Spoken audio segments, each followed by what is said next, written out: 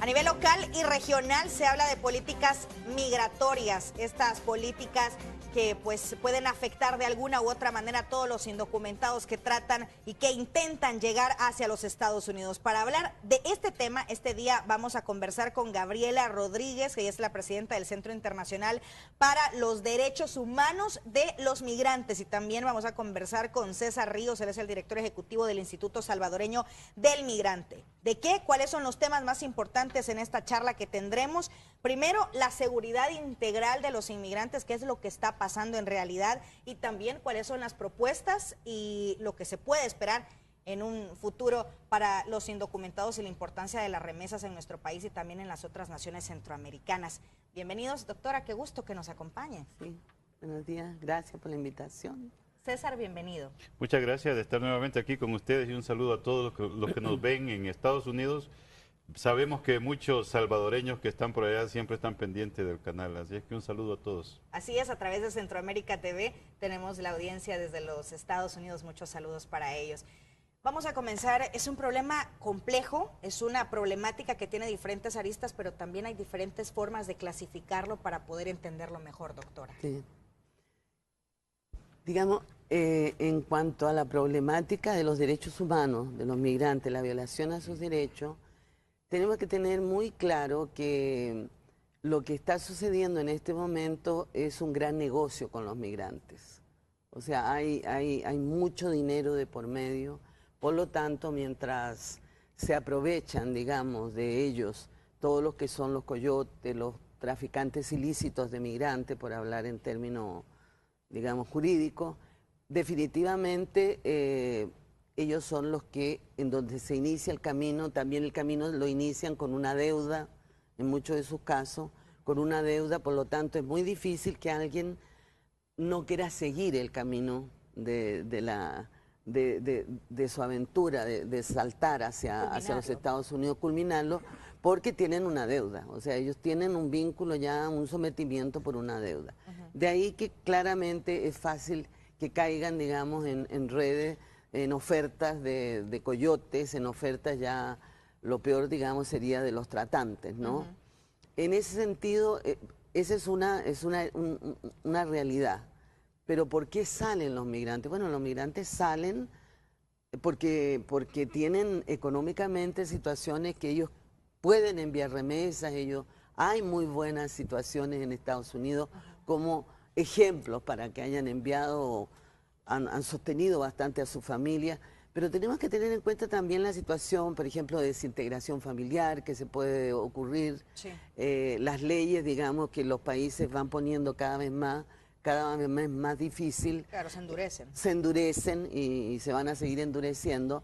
Por lo tanto, es un fenómeno y es un problema bastante complejo e integral, no es una cosa así como la migración y la remesa, ¿no? Exacto. Vamos más allá. Precisamente por eso quería que lo dividiéramos o que lo tratáramos así, porque es un problema tan complejo y que afecta a tantas personas, así como también las beneficia, porque hay que decirlo, las remesas mantienen la economía de El Salvador y también son un sustento sumamente importante para las otras economías de Centroamérica y de México. Hablemos, por ejemplo, del marco jurídico, César, o político o institucional en cuanto a este tema para entender un poco más, o profundizar, mejor dicho, un poco más en este tema, César. Claro, mira, un poco dándole continuidad a lo que decía Gabriela, y es que lo que pasa es que debemos tener muy claro que el tema migratorio en nuestra región, y El Salvador, que se caracteriza mucho, ha crecido y se ha desarrollado tanto que ya tiene un impacto directo muy fuerte en la persona, en la familia, en el país. En la sociedad. En la sociedad en sí. Y entonces, es que es hasta el hermano, hasta tenemos un monumento al hermano. Claro, y entonces si medimos, si nos ponemos de acuerdo todos, porque todos reconocen, hasta monumentos nos hacen, ya, si nos reconocen, entonces habría que medir cuál es la capacidad o cuál es la respuesta que ha existido a nivel jurídico nacional para ponerse al nivel de ese desarrollo y de ese crecimiento de la migración. Hay una influencia cultural muy fuerte.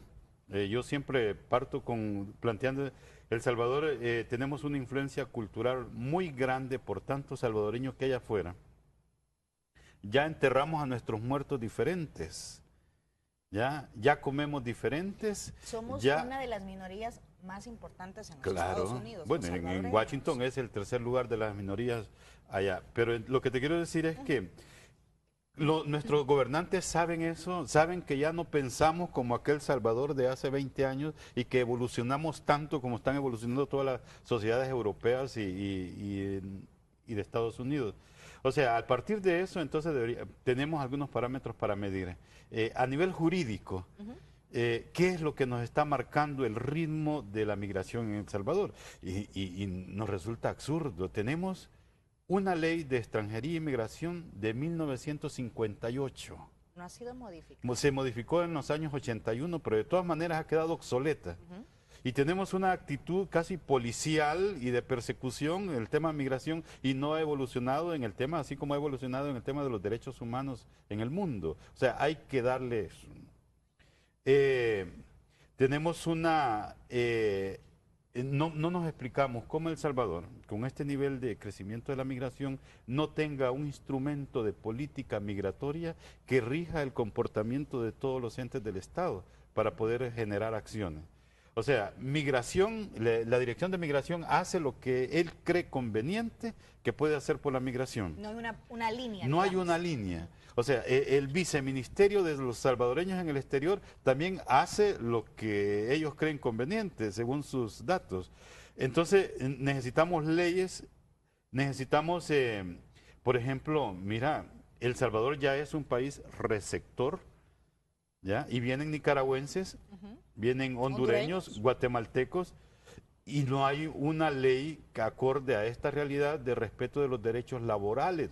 Bueno, tengo entendido que solo 6 meses pueden permanecer inmigrantes de otros países acá en El Salvador y después tendrían que irse o solicitar un permiso de trabajo. Claro, y los que se quedan, fíjate que está sucediendo igual como en Estados Unidos. Los que se quedan y no se arreglan sus documentos, viene un patrono, los contratas y como dice, como no tenés tus papeles en regla, te vamos a pagar menos de lo que le estamos pagando al resto. Y entonces no hay un Ministerio de Trabajo, no hay una ley de respeto a los derechos laborales que intervenga ahí. Entonces, ese es el marco jurídico en el que tenemos. Entonces, lo que necesitamos es que nos pongamos a la altura de eso, ¿no? Claro, y además del marco jurídico, pues también en el aspecto político, todo tiene que ver con el derecho, el derecho humano del ciudadano, todas estas áreas, doctora. Por ejemplo, yo estaba leyendo acá, buscando estadísticas de cuántos reportes se tienen de las personas que resultan afectadas en su paso, específicamente los que quedan en México, y realmente ni siquiera hay cifras concretas, ni siquiera tenemos eso. Sí. Bueno, yo quisiera, digamos, situarme desde El Salvador, un país que es Estado miembro de la Convención del 90, de la Convención de Naciones Unidas para los Derechos Humanos de los Trabajadores Migratorios y su familia. Cuando nosotros somos Estado miembro, estamos obligados a homologar la ley nacional al Estatuto Internacional que acabamos de ratificar. Por lo tanto, es importante que tengamos una ley que se adecúe a esa convención internacional. O sea, estamos obligados, no es voluntario, no es optativo, es obligación. Entonces, a nivel político, de las políticas públicas y del marco jurídico que necesitamos, tenemos que cambiarlo en ese sentido. No solamente quedarnos en las buenas intenciones, porque si bien es cierto, como usted dice, el tema del trabajo, o sea, no es tampoco para la eternidad. Entonces, para regularizar las personas, en la medida que estén regularizadas, están sostenidas por una protección de acceso a la justicia.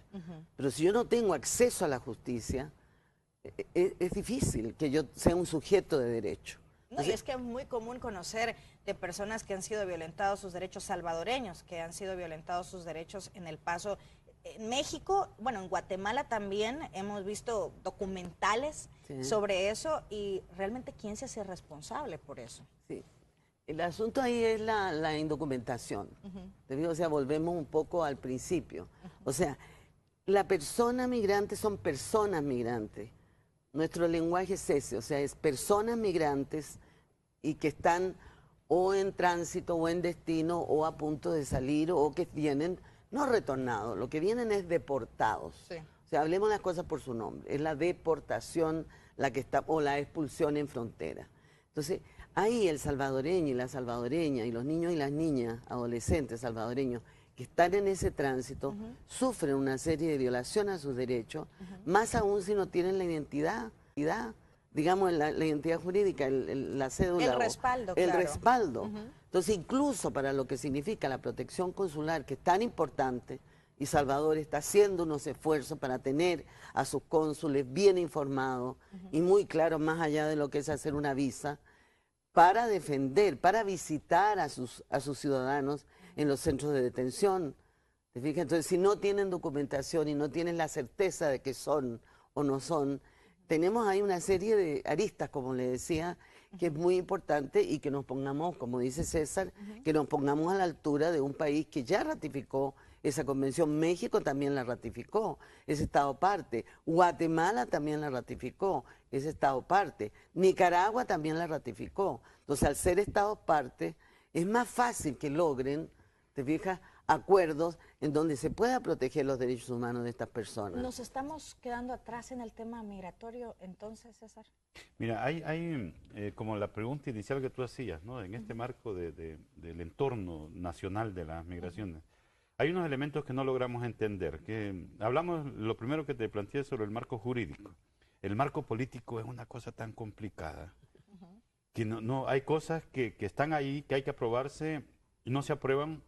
A lo mejor hay intereses políticos que, no sé. Pienso en el voto en el exterior, cuando El dice voto, política. viste, ¿no? Inmediatamente se viene. Pasa 2 meses la ley para ser aprobada en la Asamblea Legislativa. 2 meses que son de oro para el voto en el exterior, para la promoción. Y después, Inscripción. claro. Y después sale y ya solo teníamos 1 mes para hacer una promoción en Estados Unidos y en Canadá. De repente, fíjate que estábamos la semana pasada haciendo una evaluación sobre los resultados y decía alguien que es que no hay voluntad política para que voten los salvadoreños en el exterior. Pero de repente alguien dijo, no, es que quizás lo que sí hay es voluntad política y la voluntad política es para que no voten. ¿Ya? Porque, mira, si nos dimos la tarea de visitar a todos los partidos en la Asamblea Legislativa y todos nos decían, sí queremos que voten, pero a la hora de tomar acciones, y yo te voy a dar unos datos que se quedan, ¿sabes lo que planteamos nosotros?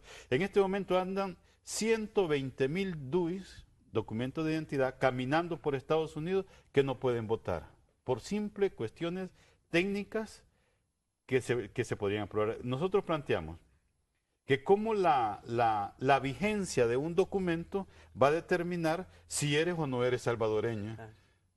Y entonces, como te dicen, la ley que aprobaron dice, no puede votar si su documento no está vigente. O sea que a partir de ahí te eliminan todos tus derechos como ciudadano para poder opinar. Claro, es una importante limitación, digamos. Sí. Claro. Sí. Y entonces de repente te dicen, para que pueda votar tiene que hacer una fila en Estados Unidos, hacer otra vez el documento, viene para El Salvador y todo ese trámite se tarda 1 mes. Y nosotros lo planteamos, pero eso hay tanto avance tecnológico que lo puedes hacer vía internet.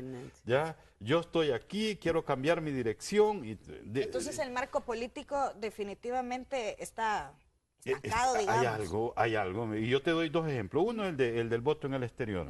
Hay voluntad a que quizás no se haga. Y hay unos datos muy interesantes. ¿Sabes qué plantean? Que las encuestas de hogares y propósitos múltiples plantean de que el 20% de los hogares en El Salvador reciben remesas familiares. Importante porcentaje. Ya, y después todavía te dice más. Y cada hogar de este 20%, está integrado por 3 mayores y 2 pequeños. O sea, hablando de un impacto, de una influencia del salvadoreño en el exterior para las votaciones, estamos hablando del 20%, 3 personas del 20%, o sea, de repente nadie de ningún partido se va a arriesgar a tener una sorpresa de algo que no tiene medido, de que por quién van a votar. Y después, mira, hay un tema que lo quiero sacar, que el primer director de migración se atrevió a consultar una ley, una moderna ley nacional de extranjería e inmigración. Y nos fuimos a la sociedad civil y la revisamos, hicimos opinión y ya. Entonces, y ya estaba revisada, hasta en el exterior se revisó. Y mira lo que pasa, que aparece un lunes y dicen, ya no es el director de migración. Y entonces la ley se guarda y ya no sabemos qué rumbo tiene. Por ahí nos han dicho que la tiene el presidente. Y si la tiene el presidente, pues le decimos, hay que aprobarla ya. No podemos estar con una ley de 1958. ¿Ya? Claro, la situación es sumamente diferente. Hablemos de lo que están pasando los migrantes en la actualidad. Doctora, ¿cuáles son los caminos o las rutas más comunes que utilizan? Y también, además de los salvadoreños, porque tenemos esa idea de que el salvadoreño de toda Centroamérica es el principal inmigrante. ¿Es así? ¿De qué otros países también? Bueno, el número de salvadoreños es muy grande que sale, pero también no nos olvidemos que esta es una región de tránsito de migrantes, ¿no es cierto? Por lo tanto, tenemos de paso personas ecuatorianas, personas nicaragüenses en menor escala, pero también hay una migración nicaragüense, y también personas que vienen del Perú y los extracontinentales, sí, así llamados.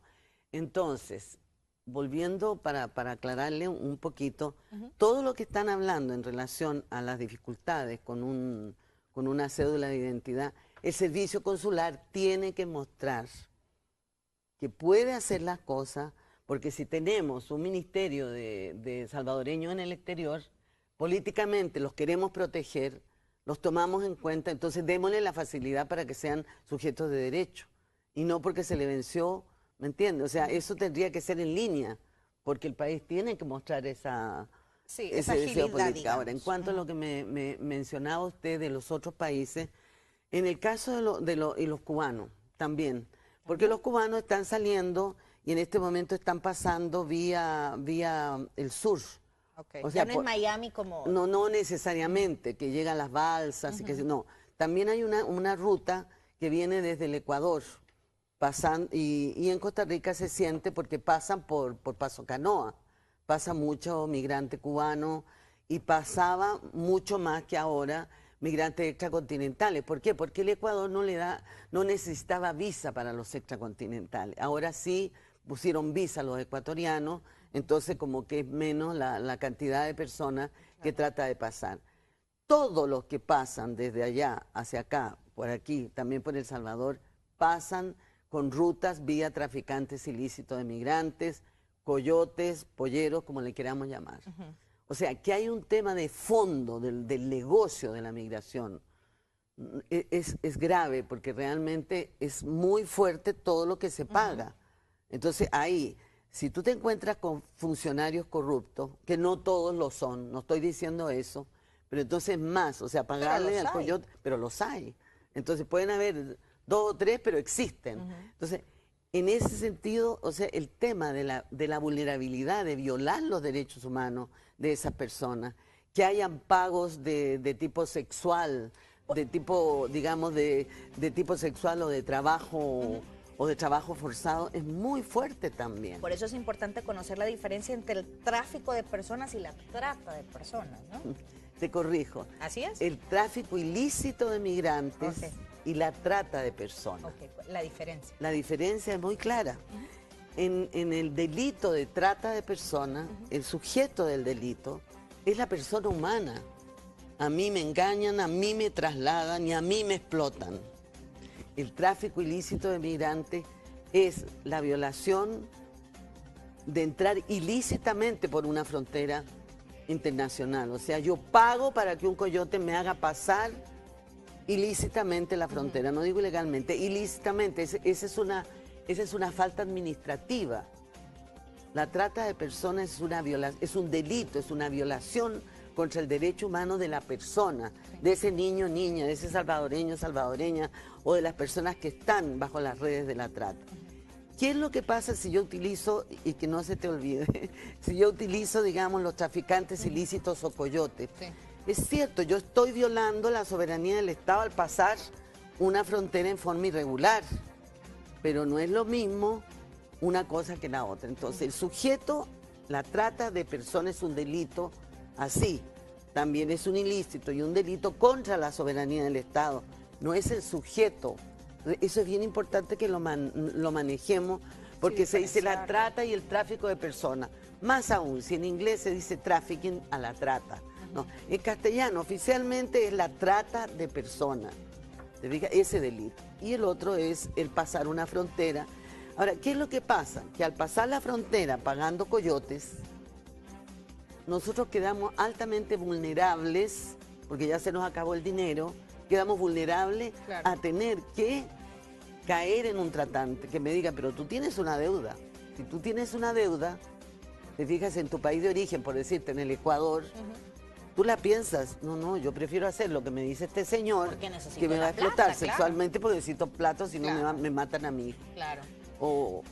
Con esta aclaración vamos a la pausa comercial. Amigos televidentes, estamos hablando de la situación de los inmigrantes en Centroamérica, especialmente de los salvadoreños. Vamos a continuar con esto después de la pausa. Usted nos puede dar sus opiniones o si tiene alguna pregunta o consulta con los expertos a través de las redes sociales. Ya volvemos.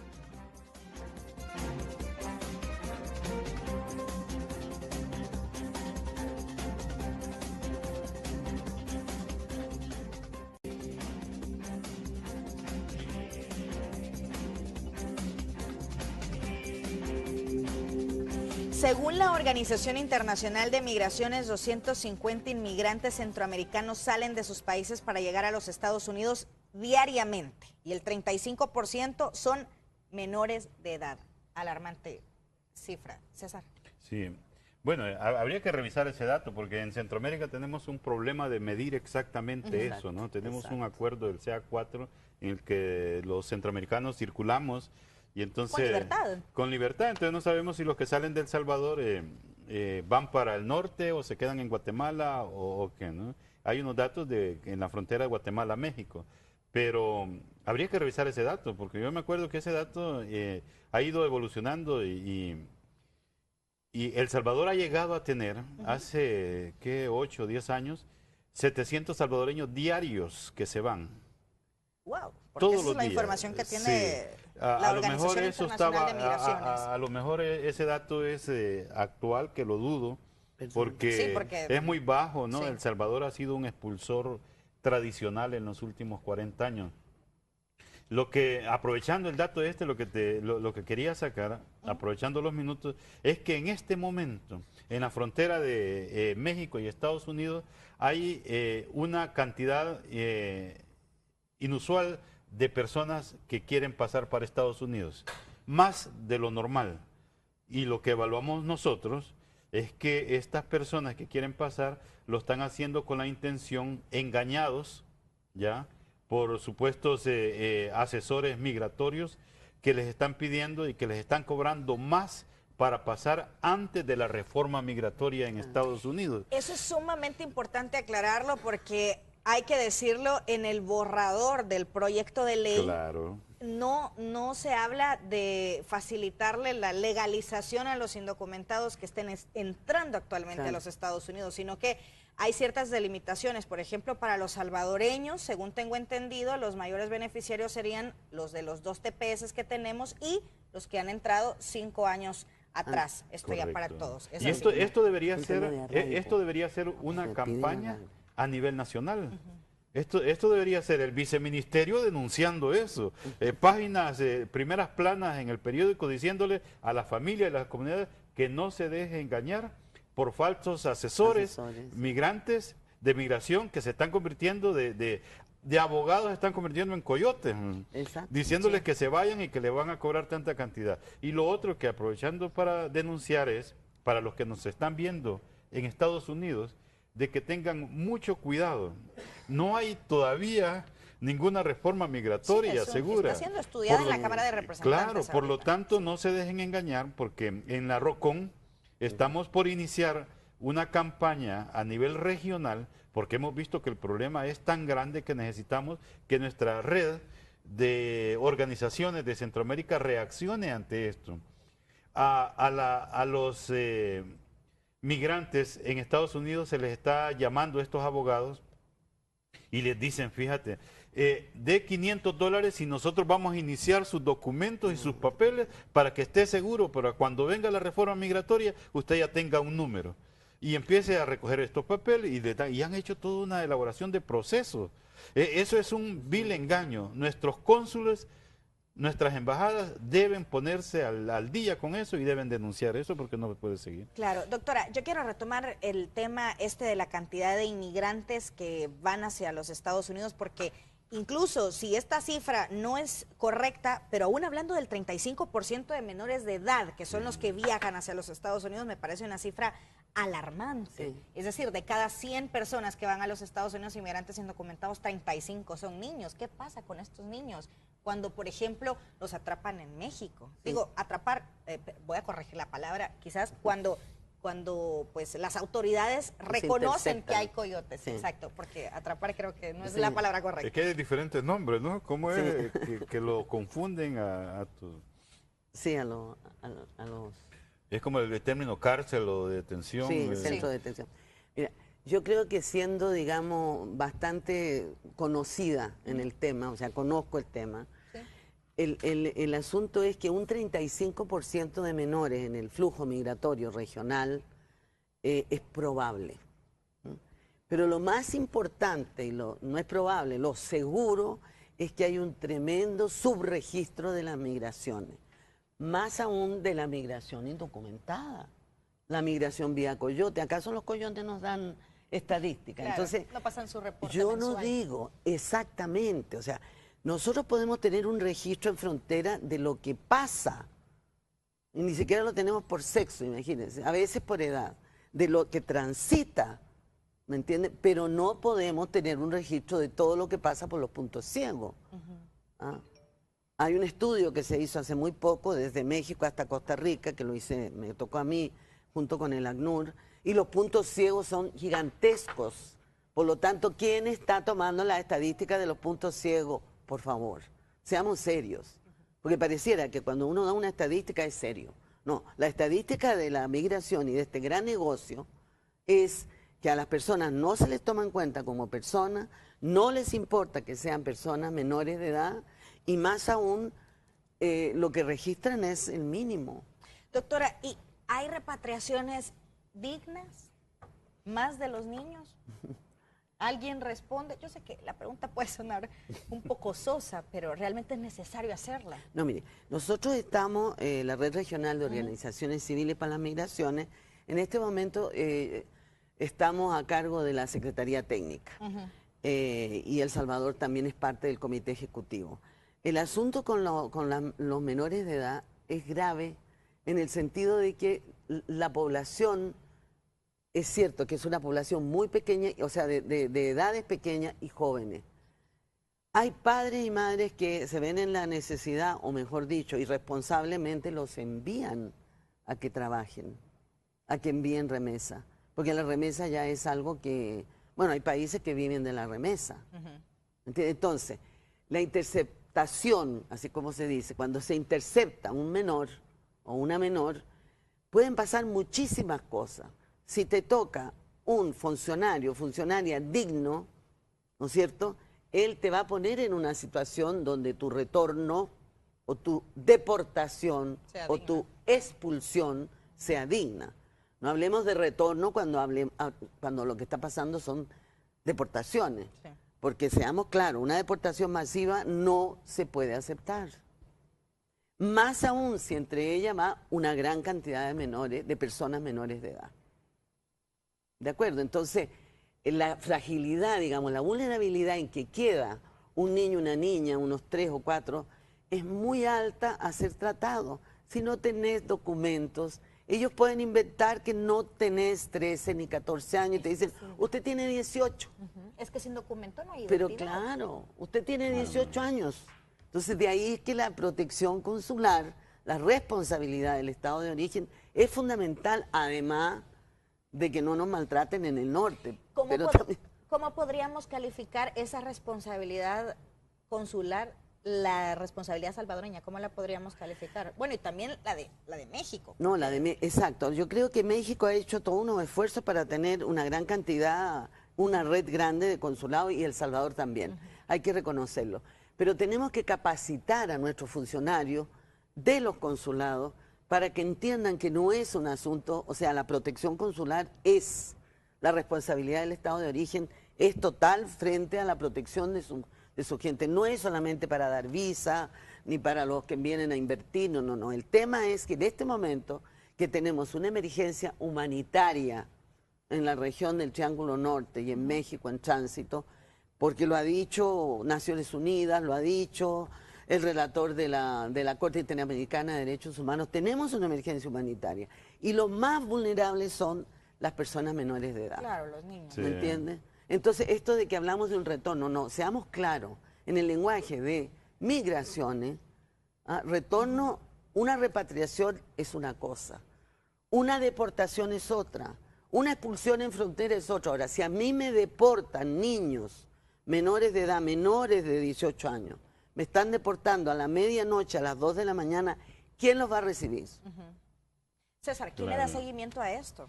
Qué buena pregunta, porque fíjate que hace poco me entrevistaron uno de los partidos políticos que anda partido político, sí. ¿Cuál partido? No te voy a decir cuál partido, pero porque andan elaborando su plataforma de política de las próximas elecciones. Entonces ahí salía el tema y lo que nosotros planteábamos desde el Instituto Salvadoreño del Migrante es que deberíamos tener ya en El Salvador un observatorio del trabajo consular, pero no dentro del ministerio, sino que de la sociedad civil, porque en este periodo reciente hubieron muchas quejas del trabajo de los cónsules.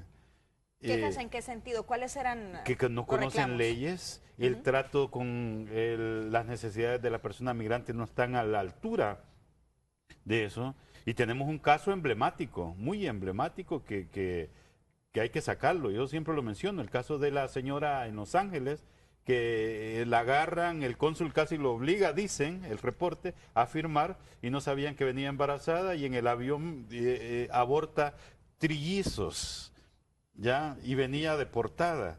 Imagínate qué violación. Y entonces nuestros cónsules deben estar a la altura de esto. No conocen leyes. Hay veces los mandan hasta de castigo como cónsules porque ya no los quieren en El Salvador. Y no es eso. Ya nosotros queremos gente preparada a la altura de cómo está la situación migratoria en El Salvador, ¿no? No hay quien observe. ¿Ya? Tú has tenido experiencia con los cónsules de El Salvador. Tú puedes saber. ¿Cómo ha sido esa experiencia, doctora? No, digamos, tuve una experiencia pequeña, pero sí una experiencia en un curso en línea. ¿Te fijas? En línea, digamos, vía una universidad y le facilité un curso a los cónsules de derechos humanos. Y efectivamente es importante que se estén, o sea, hablo de cónsules en Suecia, en todos los países participaron de este curso en línea. Y es importante que ellos conozcan más del derecho internacional y la protección consular. ¿Cuáles son los principales derechos internacionales que tiene el migrante? Bueno, primero, que los cónsules respeten el Convenio de Viena, o sea, que respeten cuál es la legislación internacional. Los cónsules son diplomáticos, no pueden, o sea, son personas que están representando a su país. Claro. Entonces, los derechos que tienen las personas es a que se les proteja, es a que se les visiten los centros de detención, así llamados de aseguramiento, así llamados de retención, pero en esos centros que todos conocemos, en donde tienen a la población migrante, niños y niñas solos, niños y niñas separados, que ese es otro concepto, separados. ¿Por qué? Porque interceptan a los papás, mandan a los hombres para a un centro, a las mujeres a otro, y los niños y niñas no van con ellos. Entonces, todo el servicio consular tiene que prepararse profundamente en qué es lo que es y cómo tengo que visitar y proteger. No basta con ser un buen político en un consulado. Tenemos que ser científicamente preparados en derecho internacional. Porque hoy en día lo que sucede es una vergüenza a nivel mundial de lo que está pasando. Y esta es la región, déjame decirte, más violenta del mundo, que no está en guerra, en donde los asesinatos por 100.000 habitantes son los más altos del mundo.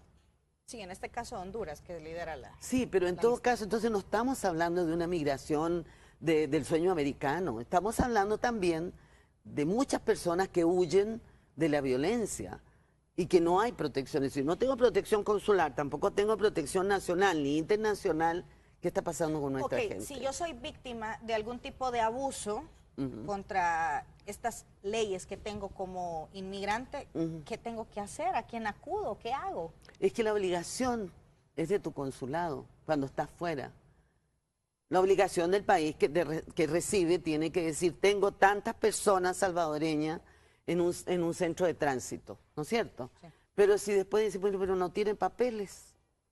Entonces, ¿cómo? O sea, imagínate lo rápido que tiene que actuar un consulado para identificar a su gente, para incluso, si la van a deportar, que sea una deportación pronta, cumplida y que no sea una situación en donde pasas 6, 7 meses, 2 años, porque estaba en centro de detención en Estados Unidos, que todavía no te pueden deportar. Vamos a la pausa comercial. Cuando regresemos vamos a conocer sus comentarios a través de las redes sociales. Nos pueden escribir alguna consulta que tengan sobre inmigración y volvemos con eso y con el cierre de la entrevista. Ya volvemos.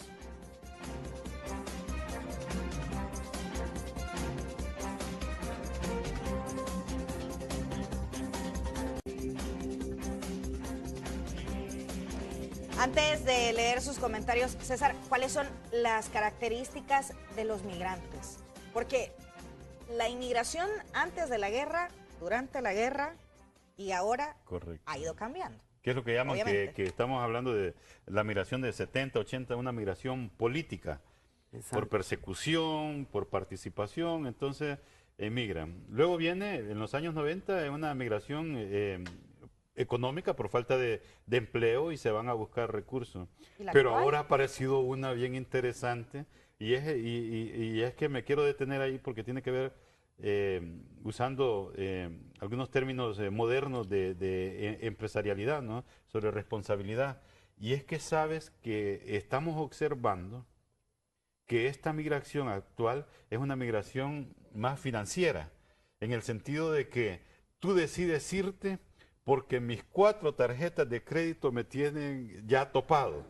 Y me voy no para conseguir recursos para ayudar a mi familia, sino que me voy para conseguir recursos para pagar mis 4 tarjetas. Muchos casos así se conocen. Hay muchos casos, pero los podemos ver. No, lo de las deudas, sí. Lo de las Todos conocemos a alguien así. Claro. A lo que me refiero es viajar por una deuda. Es que eso es lo que se está observando ya. Ya viajan no para ayudar a la familia, ya viajan para pagar. Y cuando terminan de pagar las tarjetas, ya se regresan. Y entonces es un círculo que tenemos que examinar porque esto tiene que ver mucho con la responsabilidad social empresarial. ¿Ya? Y de que la actitud de nuestras entidades financieras de proteger a la población o de endeudar a la población o de otorgarle un crédito productivo o un crédito para gasto familiar o gasto para el consumo. A tal punto que ya no somos responsables de esa deuda y tenemos que buscar ayuda por fuera.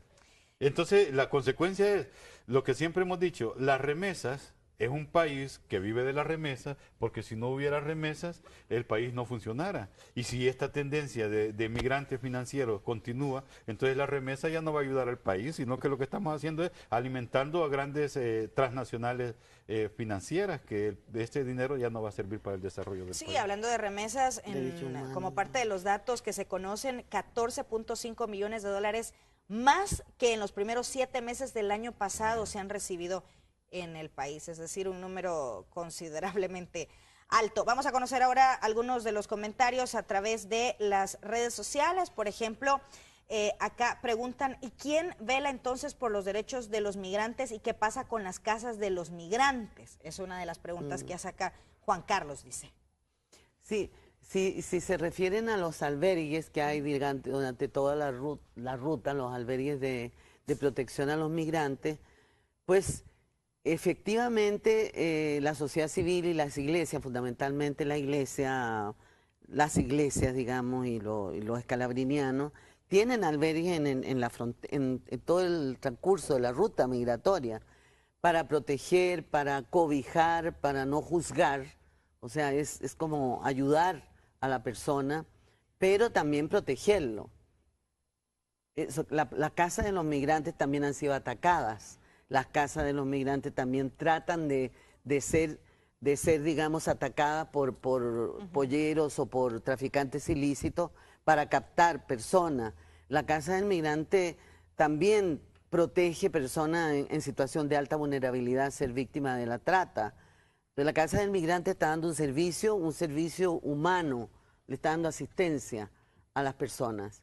Carlos Martínez dice, todos los seres humanos tenemos derecho a ganarnos la vida honestamente. Ricardo Hernández, no se respetan los derechos humanos, parece que lo hacen, pero no. Ahora ese fenómeno de las migraciones es desde siempre, eso no lo van a detener ni controlar. Arturo Rodríguez dice, pues la protección a los migrantes es escasa, apenas comienzan ONGs y o instituciones religiosas a trabajar por los derechos de los que van camino. Miguel Mejía dice, son gestos políticos, una vez pase esto, seguirá lo mismo, son cuentos viejos. Óscar Panameño, no hay funcionarios que realmente velen por los derechos de los indocumentados, no lo hay aquí y menos podemos esperar de que lo hagan en otros países.